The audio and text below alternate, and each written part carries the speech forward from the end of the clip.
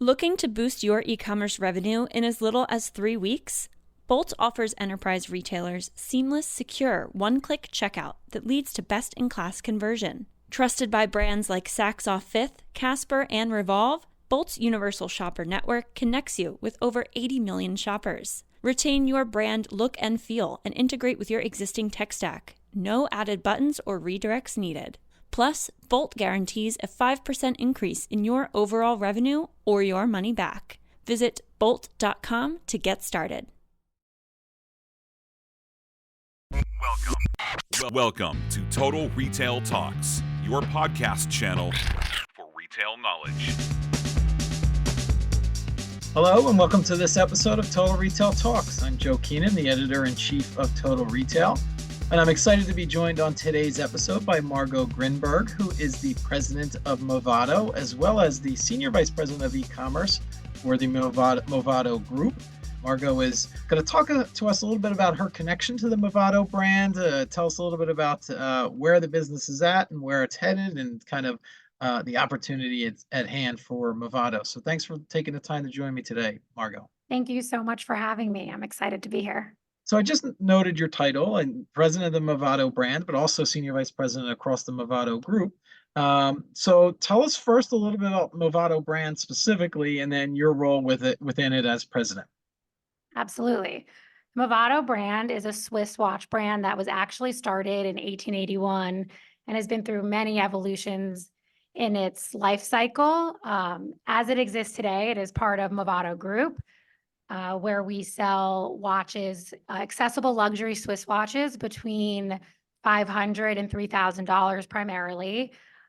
We are known for our museum dial, which is an iconic design from 1947. It has a dot at the top, which represents the sun at high noon, and I think is what most consumers will, see it and they know, oh, that's a Movado. And it's a fantastic brand that I love getting to be a part of. And today I am responsible for the overall strategy, the distribution, financials, et cetera, marketing, really everything that has to do with the Movado brand. I oversee with a fantastic team.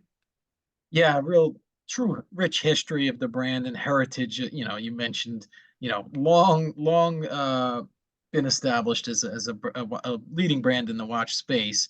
So thank you for that quick overview of the Movado brand. Maybe just for the audience sake, just give us a quick snapshot of the Movado Group, which Movado is part of. Yeah, Movado Group is a watch and jewelry company. We make watches and jewelry for a bunch of brands. We have 10 in our portfolio, some that we own, such as Movado. And then we also license a bunch of brands for iconic big brands like Hugo Boss, Tommy Hilfiger, Calvin Klein, and there are more. So we have a portfolio of these brands, watches and jewelry that we're experts in, and we market them, we design them, we partner, and we really do everything to distribution, to production, to design, and really everything in between. Yeah, and one quick follow-up there, that core focus on watches, that's the primary category, primary product. Distribution channels, you mentioned selling direct to consumer also through other partners as well? Yeah, we are an omni-channel company, so we sell our products direct to consumer on our own websites, as well as through many retail partners around the globe. So I want to learn a little bit more about you personally. So we've kind of given a good overview of the company. Tell us a little bit about your career journey to date. In my kind of research and prior to this, I kind of looked at you, and you've kind of had a non-traditional route to a retail brand, having come from an investment banking to start your career. So tell us a little bit about that. Quite a shift from investment banking into retail. I did start my career in investment banking, working in the technology, media, and telecom group at Barclays.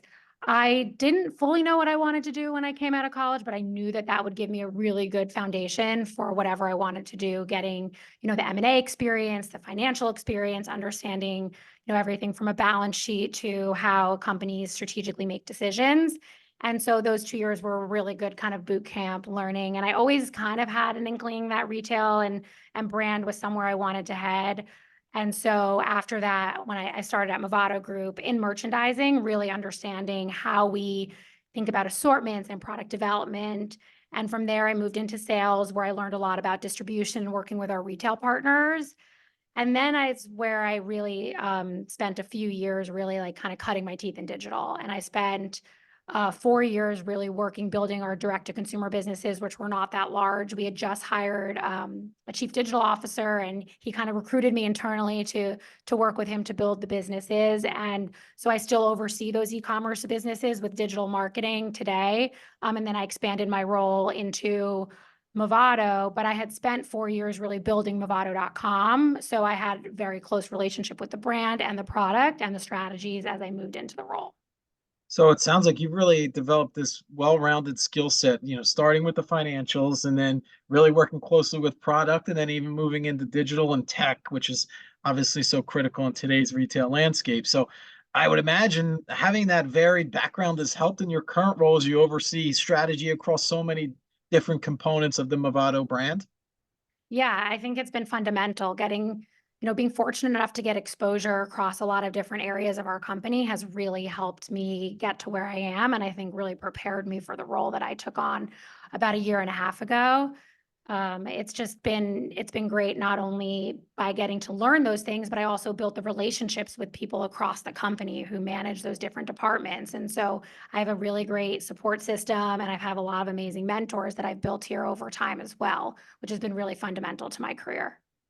As you think about the lessons you've learned throughout your career, and particularly within the last year and a half in that president seat, tell us some of the things that you've learned about not only the business itself, maybe yourself personally as a leader.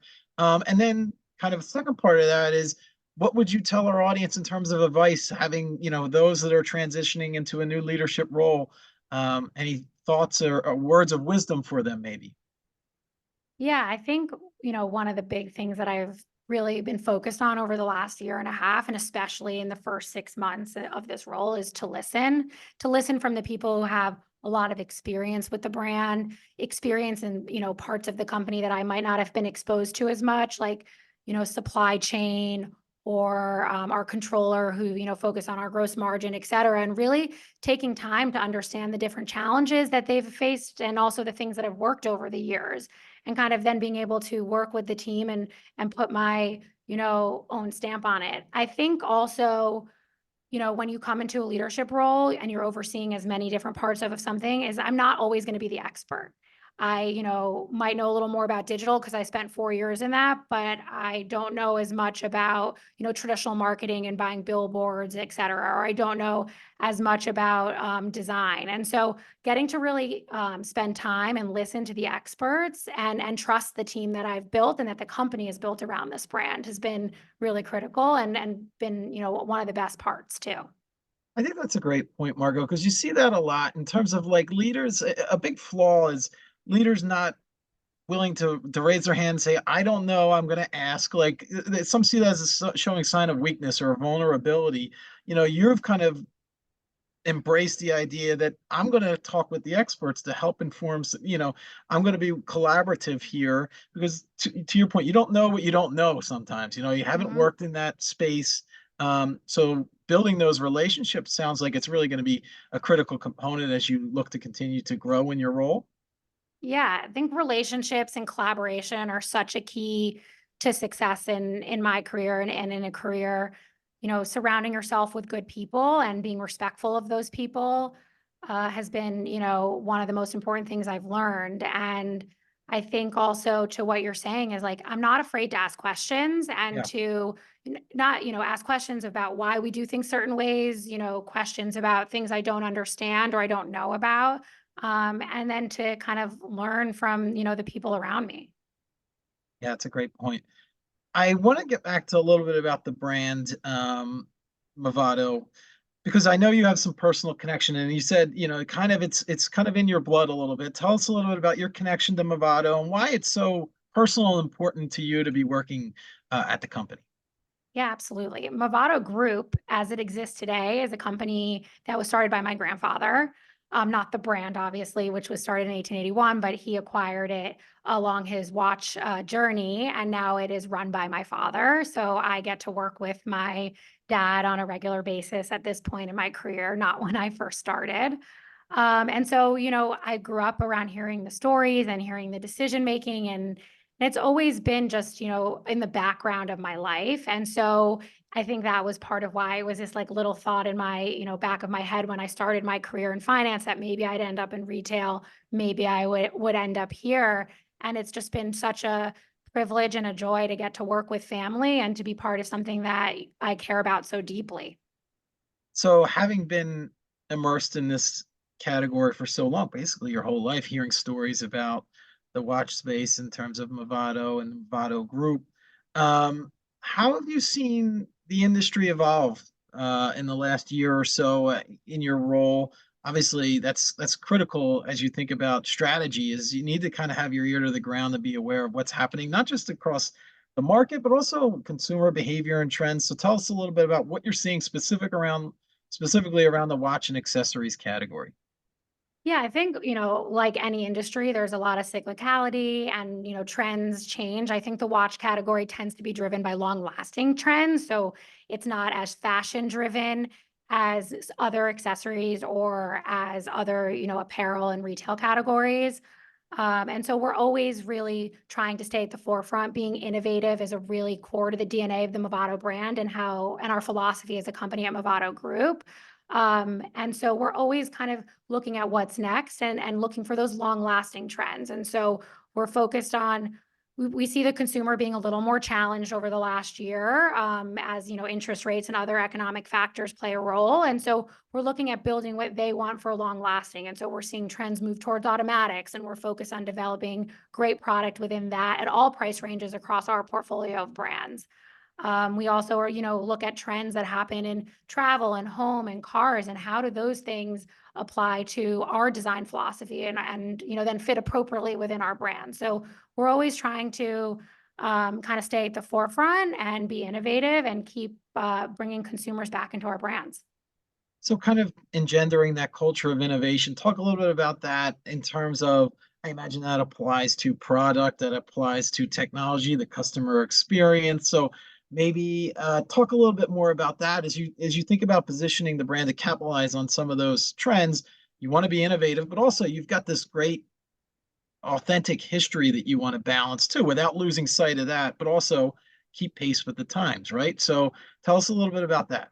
Yeah, that's a really, prime topic for us. We actually I say earlier this year, really last fall, we put out a new logo and a new look and feel for the brand. And it is not a revolution, it's an evolution. To your point, we want to stay current and we want to connect with consumers as they live today while still being connected to our legacy of, over 100 years brand that has so much rich history. And so how do you continue to evolve your storytelling while staying connected to that? And so it's been a big mission of ours. And we started with, new, as I mentioned, new logo, new look and feel, new colors, upgrading our website, how we shoot photography, how we use language. But we also are working now on new packaging and fixtures and how we come to life in the physical realm. And then I think another area where innovation is super critical, you've got product, you've got your digital experience, but it's also in marketing and how you actually bring consumers into the brand. And so we've actually embarked on really our biggest campaign we've ever done as a company that will be launching this fall. So there's not so much I can share, but we are really excited to welcome back into the brand 5 ambassadors that we think really will bring the brand to life in a new way for consumers. And we're just really excited to put that out there this fall and reinvigorate the brand and reinsert it into a lot of the conversation in our category and in retail in general.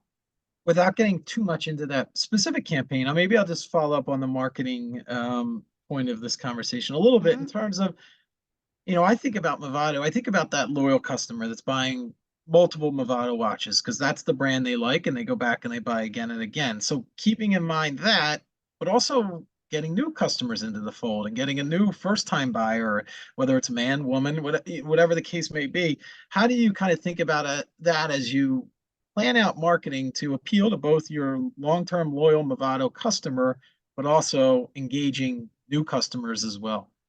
Yeah, I think it's the challenge of every day, and we're always walking that fine line of what's right to push the brand forward while still engaging our loyal customers who we appreciate so much and want them to feel as excited about where we're heading as the new customers we bring in. And so we always, look back at what defines the brand and what has always defined the brands, and then just how you evolve, how you communicate that. But the core values of the Movado brand and the core things that we stand for haven't changed and won't change. And I think that as long as you always tie back to who you are, what you've been for consumers in the past, and, just find new, interesting ways to reach them, then you can balance that, getting that new customer while also continuing to engage your loyalist. So continuing to build that pipeline of Movado fans and loyalists.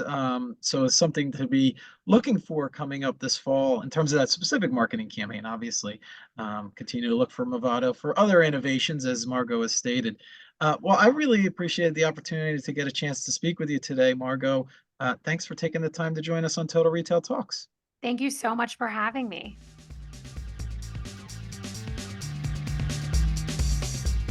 Thanks for listening. For more information on this podcast, please check out our podcast channel page at mytotalretail.com/podcasts for show notes. Total Retail Talks is available on Apple Podcasts, Google Podcasts, Stitcher, and Spotify. Make sure to subscribe on our podcast channel page as well. If you've enjoyed this episode, please take a few moments to rate and review this podcast. Thanks, and until next time, this has been Total Retail Talks.